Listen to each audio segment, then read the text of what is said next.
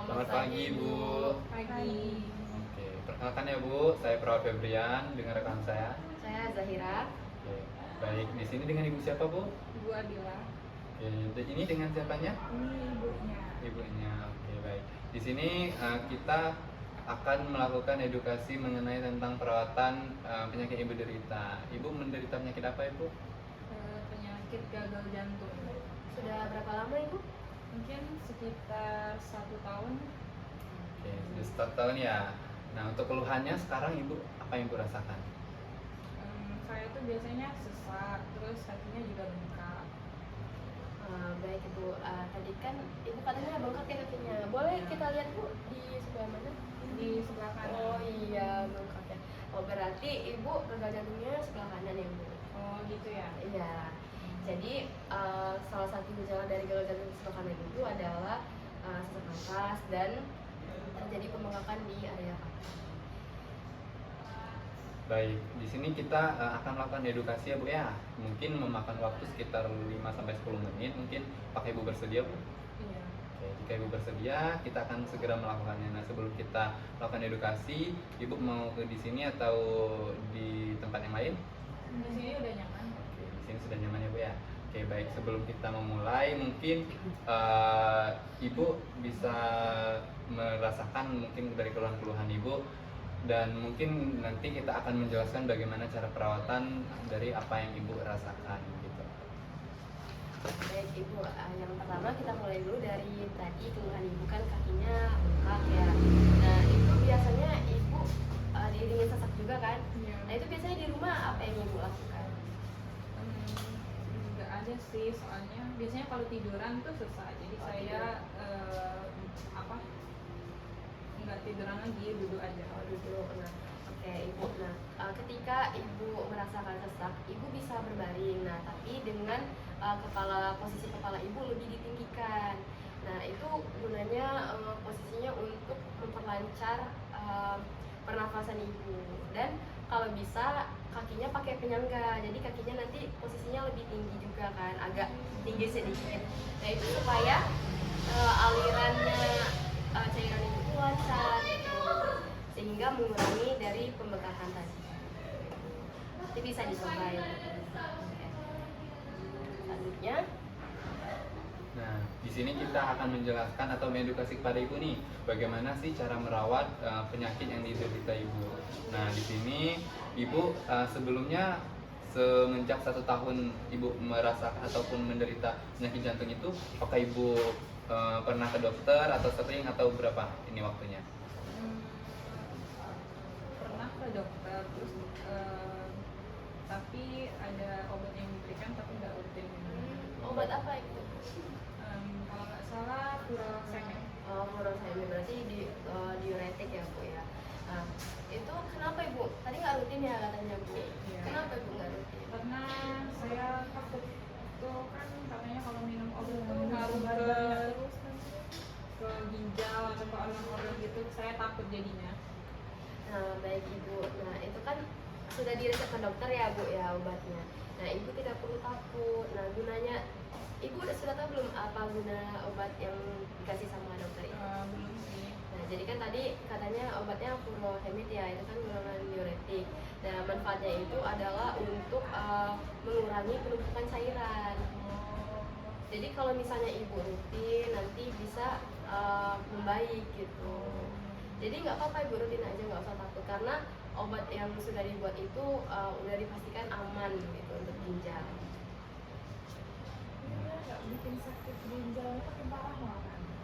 Oh enggak Ibu, justru kalau misalnya nggak rutin, yang tadinya cairannya tiba-tiba berkurang, tiba-tiba meningkat, itu malah akan menimbulkan komplikasi. Ibunya nanti bisa shock kardiogenik. Yang shock kardiogenik itu Ibu ketika tekanan darah Ibu tiba-tiba itu turun, tiba-tiba naik.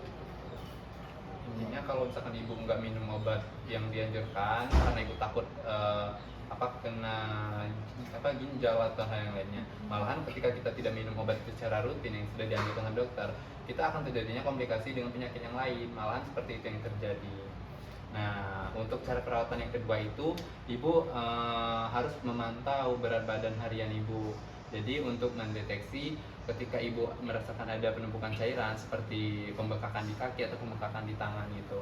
Nah, itu ibu harus pantau terus untuk berat badan harian ibu. Nah, baik Ibu. Nah, selanjutnya itu Ibu harus membatasi makanan yang tinggi garam dan membatasi asupan cairan. Nah, jadi Ibu di sini biasanya masih sering nggak mengkonsumsi makanan yang tinggi garam? Iya sih, kebetulan saya orangnya pemasin gitu. Oh, masih ya. Nah, Ibu mulai sekarang itu harus dikurangin. Misalnya yang garamnya tadi 1 sendok jadi 1/3 sendok aja. Karena ibu kalau semakin ibu banyak kandungan natrium, nanti ibu akan cepat haus. Nah, sedangkan pada pasien gagal jantung ini kan cairannya harus dibatasi ya kan. Nah, jadi ibu harus mengurangi garam agar juga ibu tidak cepat haus, agar pembatasan cairan juga berjalan dengan baik. Nanti kalau misalnya banyak sekali cairan yang masuk, nanti bakal terjadi komplikasi pada area yang bengkak tadi, ibu. Nah, di sini ibu untuk perawatan berikutnya itu adalah ibu harus melakukan olahraga ringan secara rutin setiap hari. Nah, ibu di sini kalau misalkan hari-hari kegiatannya apa ibu? Nggak ada sih, saya kebetulan ibu rumah tangga, jadi beres-beres rumah aja sih. Beres-beres rumah saja. Nah, ibu kalau misalkan setiap hari ibu boleh melakukan aktivitas setidaknya olahraga ringan lah. Ibarat kata kayak jalan-jalan, ibaratnya yang yoga, mengikuti kegiatan-kegiatan yang lain yang ringan-ringan. Jangan terlalu berat-berat juga tidak dianjurkan gitu ibu, supaya pekerjaan dalam jantung ibu itu berjalan dengan normal dan mungkin peredaran darah dan juga seperti penumpukan cairan itu setidaknya sedikit demi sedikit lah teratasi gitu ibu. Baik Ibu, jadi yang terakhir itu adalah mengontrol penyakit lain seperti hipertensi dan diabetes. Nah, sebelumnya Ibu ada riwayat gula? Kalau gula sih nggak ada. Kalau hipertensi ada Ibu? Iya, kalau hipertensi ada. Ibu emang sudah lama hipertensinya atau bagaimana? Mungkin sekitaran 2 tahun ada kali ya. Oh, berarti hipertensi ini juga bisa menjadi salah satu faktor resiko penyebab Ibu terkena penyakit jantung sekarang ini. Nah, jadi sekarang bagaimana Bu? Apakah masih sering kontrol tekanan darahnya? Sesekali ya. Puskesmas ya Bu ya. Ditemenin biasanya. Iya. Jadi Ibu harus rajin untuk memantau tekanan darah tadi. Dengan tadi kan salah satunya Ibu menjaga pola makan dengan membatasi garam tadi. Jadi supaya tekanan darahnya itu terkontrol sehingga tidak menimbulkan komplikasi pada penyakit jantung yang sedang Ibu derita.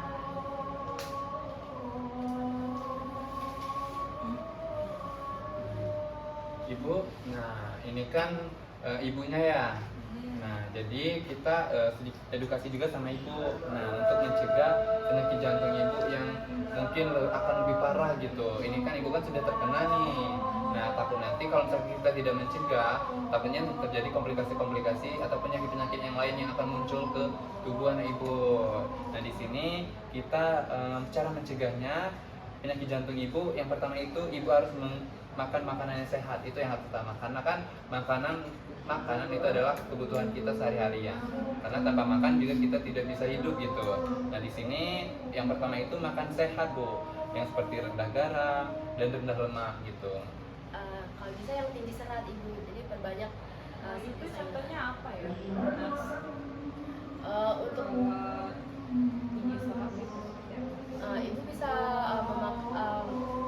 memasak sayur-sayuran seperti, tapi jangan terlalu banyak, misalnya kangkung gitu. Tapi kalau misalnya bayam itu juga jangan terlalu banyak. Nah, ini ada cara mencegah yang kedua ibu, itu ada merokok, jangan merokok dan minum alkohol. Tapi kayaknya ibunya nggak ada. Iya, kayaknya nggak Nggak mungkin ya? ya kalau cewek ya. Iya. Nah, yang ketiga itu kita mencegahnya dengan kendalikan tekanan dan gula darah. Nah, yang itu tadi Ibu. Ibu kan ada punya riwayat ini tadi ya, hipertensi ya. Nah, itu kita harus bisa mengendalikan supaya kita tidak terkena hipertensi itu.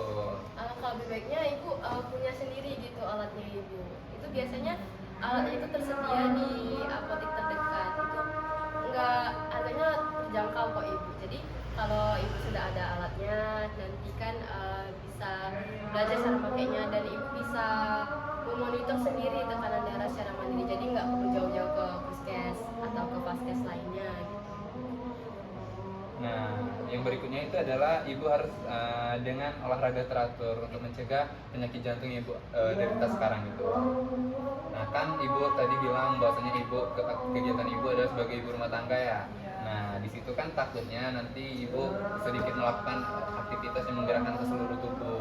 Hanya mungkin ketika memasak kan tangan saja gitu, kadang sambil duduk, nah gitu. Jadi ibu setidaknya harus melakukan olahraga ringan secara rutin setiap harinya.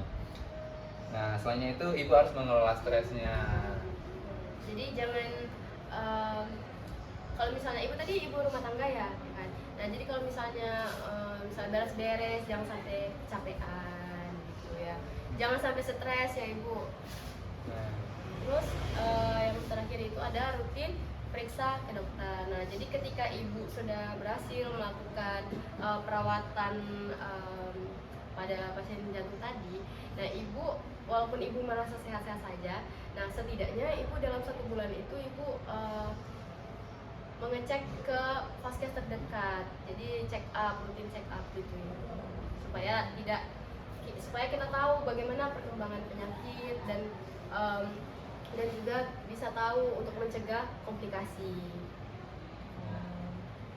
Gitu ya. ya. Baik. Nah, jadi kita sudah Bu tadi edukasi bagaimana cara perawatan ibu yang mungkin sekarang menderita gagal jantung ya atau penyakit jantung yang ibu rasakan. Nah, ibu sudah mendengar juga tadi dari kami apa saja yang mungkin ibu bisa lakukan secara ringan ataupun secara mandiri di rumah gitu. Dan mungkin juga sudah dijelaskan juga tadi cara mencegahnya. Nah, mungkin boleh ibu ulangin lagi Bu apa saja yang telah kami telah kami jelaskan ke ibu tadi bagaimana cara perawatan ataupun itu tadi bagaimana boleh Bu? Ya kalau cara perawatan penyakit yang saya derita ya gagal jantung itu ikuti anjuran dari dokter, minum obat sesuai anjuran dari dokter. Ya betul sekali. Juga batasi penggunaan garam karena itu malah memperparah. Terus juga olahraga ringan seperti jalan santai dan lain-lain. Ya, baik. Betul sekali ya ibu. Nah dari ibunya apa ada masih yang ingin ditanyakan atau cukup? Sepertinya cukup. Jika sudah cukup, mungkin kita untuk edukasi kali ini kita cukupkan dulu sampai sini Ibu ya. Nanti kalau misalkan ada hal yang Ibu ingin tanyakan ataupun ibunya yang mau tanyakan sama kami selalu terbuka dan boleh datang lagi setiap hari ke sini. Kami selalu ready untuk Ibu mau menanyakan seputar penyakit yang Ibu derita. Mungkin pertemuan kali ini kita cukup sampai di sini. Kami harap Ibu selalu sehat dan mungkin tidak kembali ke sini lagi ya dengan kondisi kambuh penyakitnya. Itu saja yang dapat kami sampaikan. Ya cukup. Cukup, oke. Mungkin terima kasih. ya. Ya, sama-sama. Selamat siang ya Bu. Selamat siang bu. Permisi ya bu.